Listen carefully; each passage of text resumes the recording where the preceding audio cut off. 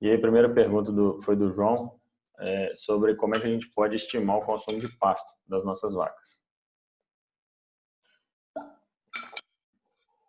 A gente comentou que, basicamente, né, um dos principais, não é o único, mas um dos principais fatores que vão limitar o consumo. E aí, no caso de pasto, é muito importante a gente ficar atento a isso, porque além da composição, a gente tem um fator, né, que a gente não chegou a comentar na aula, mas eu vou comentar aqui com vocês, que é o fator de tempo, tá? Lembra que nossas vacas, elas têm que ir e voltar da ordenha, às vezes elas vão comer uma quantidade concentrada na pista de trato, então acaba que, por um momento ou outro, né, a gente pode ter um certo, um pouco de, um pouco de interferência aí nesses horários, tá? Tanto é que algumas fazendas que trabalham com pastagens mais intensivas já modificaram os horários de ordenha, justamente para não ter esse fator limitante. Mas aqui a gente vai se ater à explicação aqui dos fatores físicos, né? Inclusive, essa aqui a forma mais aceita hoje, vamos dizer assim, para a gente estimar o máximo aí de forragem, o máximo de volumoso que nossos animais vão conseguir comer, tá? Então, para a gente pensar aqui, ó, por exemplo, se a gente definir, né, se a gente pegar na literatura, o que a literatura traz para a gente em relação ao máximo de FDN que uma vaca consegue consumir?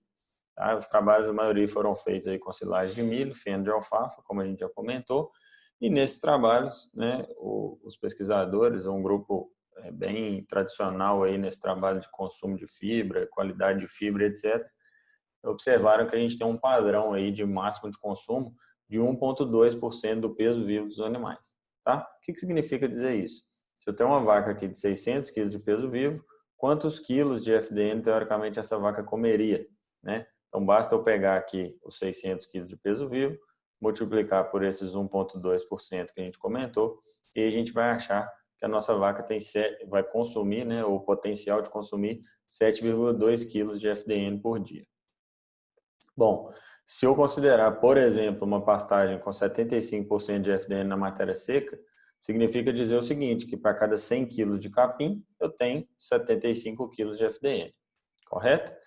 Se eu estou falando para vocês, né, a gente achou aqui que a nossa vaca come 7,2 kg de FDN, isso representa quantos quilos de capim? Então, a gente chamou atenção na aula e vamos chamar atenção aqui de novo. Quando a gente vai montar essa regrinha de 3, sempre uma unidade embaixo, né, a unidade de baixo igual à unidade de cima. Então, quilos de capim em cima de quilos de capim, quilos de FDN em cima de quilos de FDN. Beleza? Se a gente fizer essa regrinha de 3, a gente vai achar que nossa vaca tem um potencial aqui de comer 9,6 quilos de matéria seca de capim. Lembrem, né, que sempre quando a gente está falando de nutrição, a gente está falando em matéria seca, né? Nutricionista conversa em base de matéria seca, então a gente nunca vai tratar isso aqui como matéria natural, não por enquanto. Né? Lembra que a matéria natural é a informação que a gente deixa na fazenda, a gente deixa para a equipe de colaboradores, né, que vai passar o trato, para o produtor, para o gerente e assim por diante. Mas entre nós aqui, nós vamos conversar sempre em matéria seca, tá? E aí, moçada, perceba o seguinte, acho que foi até uma pergunta do Matheus, né? Se a gente tem, né, uma ideia, ou tem uma base de que uma vaca consome em média 2% do peso vivo dela, esses 9,6 aqui, de uma vaca de 600 quilos de peso vivo, representa quanto? Representa 1,6% do peso vivo dela, né? Então, significa dizer que ela vai comer 1,6% do peso vivo dela de volumoso, tá? Então, caso essa vaca consiga comer 9,6 quilos de capim na matéria seca, isso representa 1,6% do peso vivo dela, né? Se o consumo total é de 2, significa que eu preciso colocar ainda 0,4% do peso vivo dela de concentrado na dieta, tá? E aí esse concentrado vamos entender como uma ração pronta, misturada, já com minerais, vitaminas, etc. Ok? Obviamente que isso aqui nunca vai, nem sempre vai ser verdade, né? Nunca vai ser uma regra absoluta. A gente tem vacas aí em pico de consumo, por exemplo, que podem chegar até 2,5%, 2,6% do peso vivo. Vacas aí de 600 quilos, 550, 600 quilos, comendo até 24, 25 quilos de matéria seca, tá? Então, Então, são dados que vão variar em função do momento, né, do estado fisiológico que essa vaca vai estar. Beleza? Bom, se a gente trouxer, né, para um exemplo um pouco mais real, um dado, né, um pouco mais real, qual seria esse dado um pouco mais real? Ao invés da nossa vaca comer 1,2% do peso vivo dela, de IFDN, que isso aqui seria um limite máximo, né, para gramíneas de alto padrão aí de digestibilidade, a gente vai trabalhar com uma faixa aí de 0,9% do peso vivo de IFDN. Então, significa dizer o quê? Que uma vaca de 600 quilos, se ela come 0,9% do peso vivo dela de IFDN, quantos quilos de IFDN isso representa? Então, 600 vezes 0,9% representa 5,4 quilos de IFDN. Tá? Isso é o consumo de fibra, né, que a gente está estimando aqui que a nossa vaca vai comer. Se a gente pegar aquele mesmo pasto lá com 75% de FDN, significa dizer que em 100 quilos de capim eu tenho 75 quilos de FDN. Então a pergunta é, em quantos quilos de capim eu vou ter esses 5,4 quilos de FDN aqui que minha vaca está comendo? Não é isso? A gente precisa saber qual que é o volume total dela de consumo. Então a gente chega na conta final aqui, que é de 7,2 quilos de capim na matéria seca. Tá? Esse é um número bem mais real. Se a gente pudesse falar, por exemplo, na média aí, né, de dietas de pasto, qual a quantidade de capim que as vacas vão comer? Em média, a gente vai trabalhar com esse valor aqui de 7 quilos de matéria seca. Isso vai representar 1,2% do peso vivo dessa vaca. Isso significa dizer que a gente precisa colocar 0,8% do peso vivo dela em concentrado, tá? Ou em ração pronta. Beleza? Então, João, respondendo a pergunta, a gente vai sempre, quando a gente estima o consumo de pasto, né? Isso aqui é um desafio muito grande, tá? Mas a gente parte desses pressupostos aqui, dessas referências, principalmente de consumo de fibra, tá? O que vai variar essas quantidades, gente? Primeiro, a qualidade do meu pasto, né? Porque eu posso fazer essa vaca comer um pouco mais ou um pouco menos. Então, a qualidade, a gente está falando aqui da composição, ó.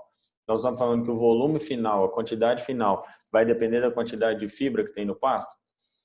Então, embora a gente não consiga mexer muito nisso, né, o pasto naturalmente vai ser um alimento com alto teor de fibra, né, um volumoso com bastante fibra, mas essa fibra pode ter digestibilidade melhor ou pior, né, ela pode variar um pouco mais ou um pouco menos de FDN, e via de regra a gente vai trabalhar aí próximo desse valor aqui, dessa referência de 0,9% do peso vivo da vaca de FDN. Beleza? Bom, então como é que a gente vai fazer isso, né? Como que a gente vai saber quantos por cento de peso vivo a vaca precisa comer? Essa foi uma outra pergunta. Primeira coisa, então o primeiro passo, a gente formula com os dados médios aí do NRC, vai trazer para a gente esse valor de 0,9, 1,1% do peso vivo de FDN, né? Para eu conhecer qual que vai ser o volume final que vai entrar na dieta, eu preciso mandar analisar o volumoso. Então, quando a gente está trabalhando aí com silagem, isso é ok, a variação existe, mas ela é bem menor. Quando a gente está trabalhando com feno, a mesma coisa, mas quando a gente trabalha com pasto, isso é um problema, né? A gente tem grandes variações de composição ao longo da estação de pastejo. Então, exemplo, o piquete que eu mandei analisar hoje, amanhã as vacas já não estão nele mais, né? Então, quando a gente manda analisar com muita antecedência, no dia que as vacas entram naquele piquete, ele já mudou, teoricamente, a sua composição. Então, uma coisa importante a gente ficar ligado aqui é importante manter sempre a rotina, né, de mandar analisar, ter esse dado em mãos, tá? Porque a gente vai criando um banco de dados para a fazenda. E aí, à medida que a gente vai tendo mais dados, a gente vai usando essas informações para poder formular. Até a gente não ter, né, exemplo, começar a trabalhar agora na fazenda, é uma coisa que vocês não têm um banco de dados ainda. Vai lá em dados de tabela, busca a composição média dessas gramíneas, sabendo que elas não são precisas, tá? E aí, gente, quando a gente está trabalhando com pasto, mais importante, ou tão importante quanto essa formulação, obviamente que ela tem que ser precisa, né, o mais precisa possível, mas é a gente monitorar a dieta no campo, tá? E ver se ela vai precisar de ajuste. Essa que é o principal desafio, vamos dizer assim, para a gente manter, né, essas dietas aí de pastagem bem ajustadas e com a resposta desejada, né? Resposta principalmente em produção de leite. E outra pergunta que foi feita aqui, dentro disso, quais indicadores a gente pode observar se essa dieta está dando certo ou não? Primeira coisa que a gente vai observar, produção de leite, né? Acho que até a Larissa que comentou aí. Por que a gente precisa olhar a produção de leite? Como eu falei, quem é a vaca que a gente está formulando? Quem é ela? Quantos litros de leite ela dá? Qual o peso vivo dela? Qual a condição de score corporal dela? E aí a gente vai entender que a produção de leite é talvez um dos maiores fatores, porque, primeiro, se a gente está formulando para uma produção de leite X, né, uma meta, o primeiro resultado ou o resultado que mais vai variar em função da dieta estar ou não ajustada vai ser a própria produção de leite. Então, se minhas vacas não estão tendo nutrientes suficientes para chegar naquela produção, possivelmente aí já tem um primeiro ponto de ajuste, tá? Por que essa produção é tão importante, gente? Se a gente pensar numa escala de exigência nutricional, a produção de leite vai representar aí de 50% a 70% da exigência. Vai depender da produção da vaca, tá? Mas, via de regra, principalmente vacas mais produtivas, né? A grande porção de exigência é de produção de leite. Então, a gente tem que ficar muito ligado aí nesse indicador, porque ele conta muito para a gente dentro da fazenda, né? Principalmente ele é um reflexo direto do que a gente está fazendo na nutrição, tá? Surgiram, né, alguns indicadores aí que vocês comentaram no chat para a gente falar, por exemplo, ganho de peso. Aqui a gente não está tão preocupado com o ganho de peso das vacas, tá? Se a gente estiver pensando na recria, é sim um indicador talvez o mais importante. Mas quando a gente está pensando nas vacas, a gente está falando principalmente em variação de score corporal. A gente não vai pensar tanto em ganho de peso. Por que essa variação é mais importante do que o índice propriamente dito, Marcelo? Primeiro, porque um número, né, só isoladamente, ele não quer dizer muita coisa para a gente. Mas se a gente pega o score de condição corporal dessa vaca ao parto e depois avalia isso quinzenalmente, por exemplo, se eu pegar num ano, até essa vaca parir de novo, eu vou ter em 52 semanas aproximadamente 26 avaliações, tá? Então é suficiente para eu entender a curva dessa vaca.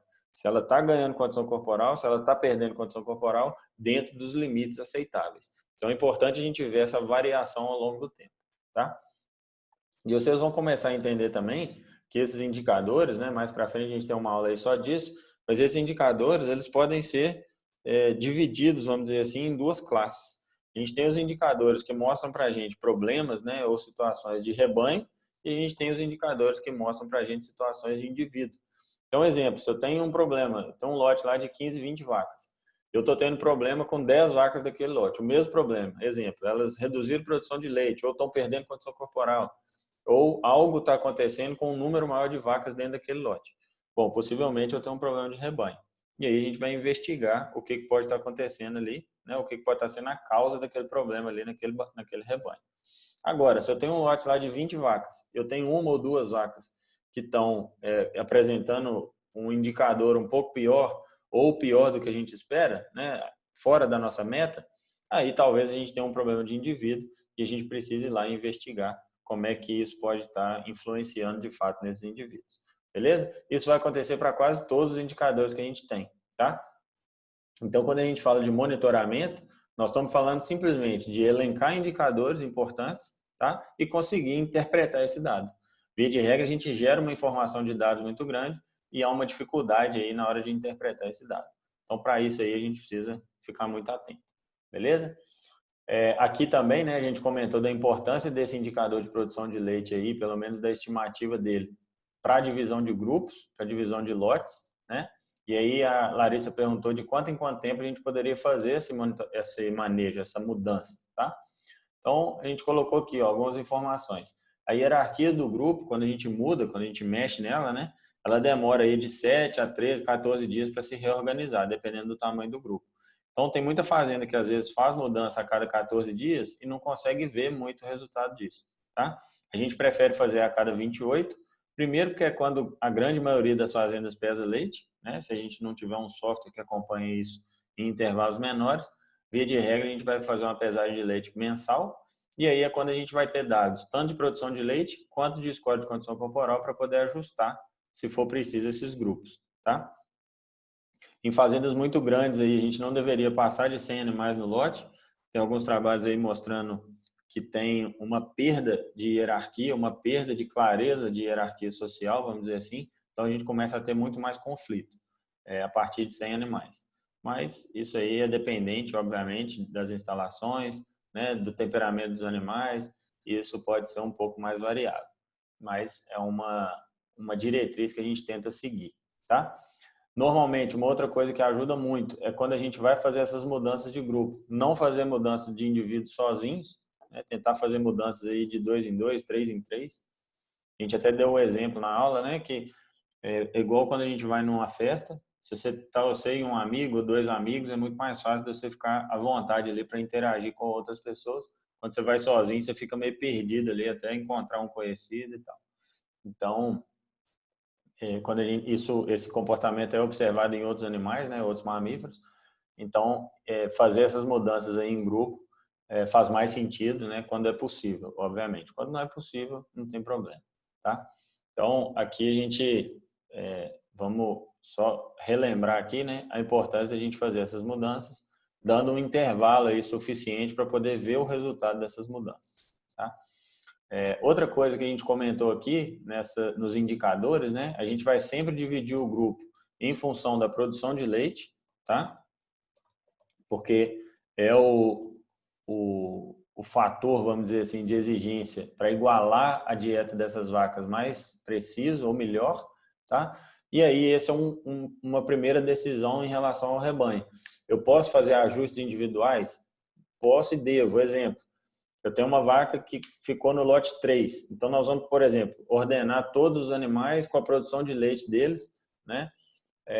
Do maior para o menor. E aí eu tenho uma vaca lá que ficou no lote 2 ou 3. Vamos imaginar que ela ficou no lote 3. Só que ela está com a condição corporal que a gente precisa recuperar ela.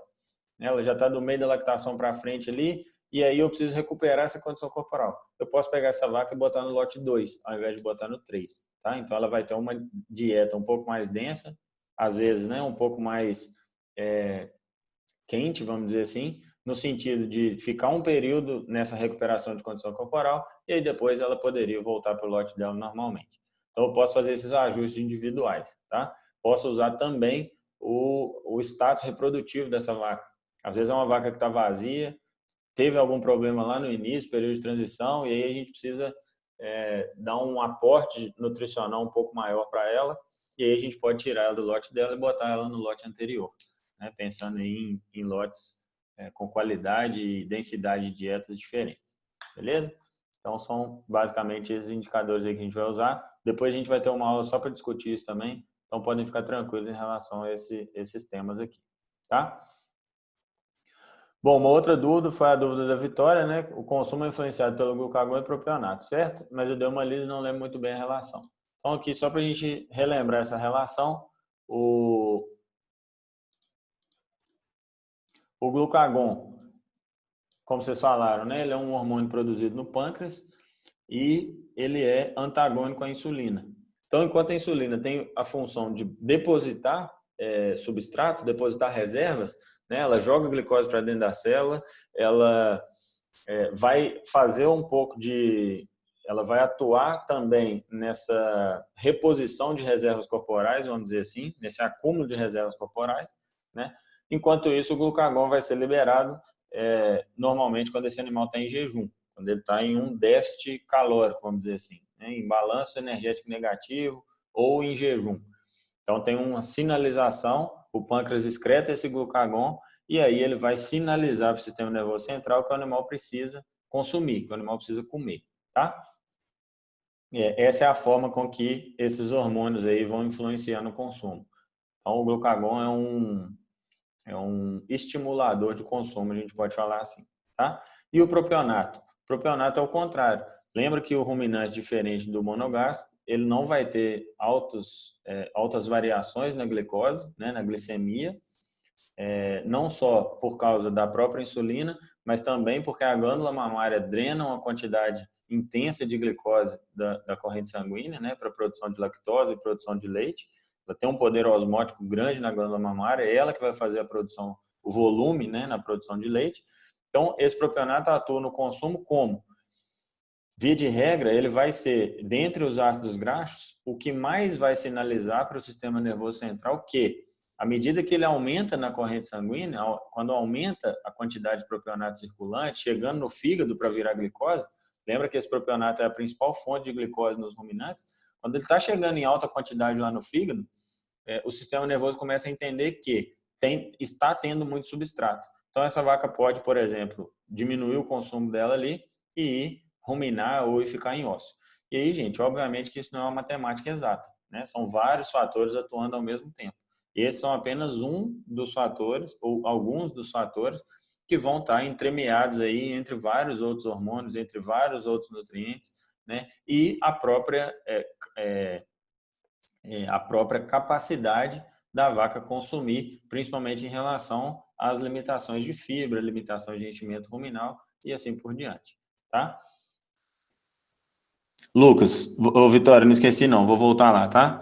Lucas, diminuir a energia e aumentar a proteína pode ser uma forma de tentar voltar. Pode ser. Via de regra, o problema é o seguinte, que se você diminuir a energia dessa dieta, você está prejudicando, você está teoricamente resolvendo o problema de uma vaca, mas você pode estar prejudicando todo o resto do seu lote, né? Lembra que você está formulando para a média do seu lote. E essa vaca especificamente é uma vaca que não ficou próxima da média. Então, se você fizer isso, pode funcionar para ela? Sem dúvida, é uma saída, tá? Mas você pode estar prejudicando o restante do seu grupo. Então, cuidado, né, na hora de pensar. Lembra o seguinte, moçada, quando a gente está falando de zootecnia, nós estamos falando de lote, nós estamos falando de grupo, né? A gente não quer nunca beneficiar, vamos dizer assim, um indivíduo, né, e não beneficiar o grupo. E aí você pode falar assim, não, mas eu tenho alguns tipos de sistema que eu consigo fazer isso. Quais são eles, por exemplo? Aonde eu consigo fornecer concentrado na ordenha, que aí eu tenho quase que uma alimentação individualizada, eu posso ter uma dieta base, e lá na ordenha eu dou, né, a quantidade a mais que cada um precisa, esse é um jeito de fazer. Em ordenhas robotizadas a mesma coisa, né, porque ao invés de ser na ordenha, a hora que o cara está ordenhando, o robô vai soltar a quantidade de ração lá que a vaca, teoricamente, precisa. Então, são as formas que a gente tem de resolver isso. Mas aí, de novo, a gente sai de uma alimentação em grupo, de uma alimentação, por exemplo, na pista de trato, para uma alimentação quase que individualizada, tá? Se o sistema permitir fazer isso, ótimo. Eu posso sim tentar diminuir a energia e aumentar a proteína da dieta. Mas, se esse não for o caso, eu tenho que tomar muito cuidado para não prejudicar o resto do lote. Beleza? Deixa eu achar a pergunta da Vitória aqui. Uma saída para isso, Vinícius, talvez seria separar essas vacas que estão produzindo menos e tentar fazer um lote com elas, não? E aí se mudar a nutrição? Poderia, Arthur, poderia sim, desde que eu tenha volume para poder fazer isso, né? E desde que a fazenda, vamos dizer assim, me permita do ponto de vista de instalação. Porque às vezes eu posso até querer colocar um lote a mais ou um lote a menos, mas aí eu não tenho espaço, por exemplo. Uma outra coisa que é muito limitante, que às vezes a gente fica pensando muito só na linha de coxo, tá? Mas tão importante quanto a linha de coxo é eu pensar se vai ter bebedouro disponível para todos esses lotes, né? Então, assim, se não for uma limitação de instalação, uma limitação geográfica, é possível de eu separar essas vacas aí e fazer um lote. E aí, de novo, moçada, cada fazenda vai ter uma situação, né? Não dá para a gente... O que a gente tem que fazer? É pegar esses fundamentos, pegar esse conhecimento e aplicar lá naquela situação à medida que a gente for vendo o que precisa. Não é uma receita que a gente vai falar assim, se você fizer isso aqui vai funcionar. Não, eu já vi fazenda assim, que o cara tinha dificuldade de dividir lote. Aí ele conseguiu, por exemplo, colocar bebedouros em lugares estratégicos diferentes e a divisão do lote era única e exclusivamente uma corrente que ele passava entre um lote e outro na hora de alimentar as vacas. Então, foi uma solução barata que o cara encontrou para poder separar essas vacas só na hora de comer. E aí, na hora que elas iam para o piquete, na hora que elas iam para o pasto, todo mundo pastejava junto. Então, dividia elas só na pista de alimentação, só para poder comer o concentrado. E aí, cada situação vai ser uma situação, não tem muito como a gente prever isso, tá?